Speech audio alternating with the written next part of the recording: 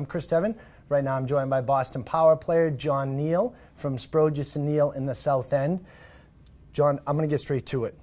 Why is the highest offer not always the best offer? Well, what happens in many times when we have multiple offers is that they're actually pretty close together on price. So sellers start looking at other aspects of the offer. For some sellers, the timing is very sensitive about when they close. So if somebody can close on the date that really works for them, that can be worth a lot of money to a seller. For other sellers, they're anxious because they bought something else on the other end and they want to make sure that this buyer is going to close.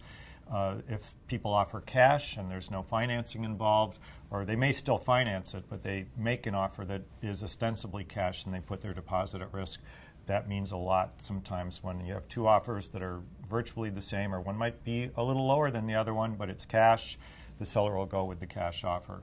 And then the third point is when you have a home sometimes that really isn't in great shape and sellers are very anxious that a buyer is going to try to renegotiate after the home inspection.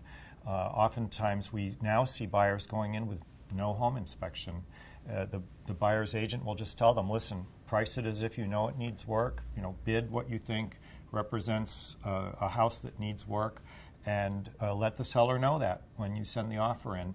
And sometimes, again, you might have an offer a little lower than another one, but the owner knows that the one buyer is really buying it as is. And that's huge today, especially with older homes. Especially with older homes. So no home inspection, cash deal, or timing to the deal can be major players. It's not just the highest offer. Those are the three big things that come into play all the time, because a lot of these are real squeakers. I mean, the offers are fairly close together. So the seller wants security, they want to close.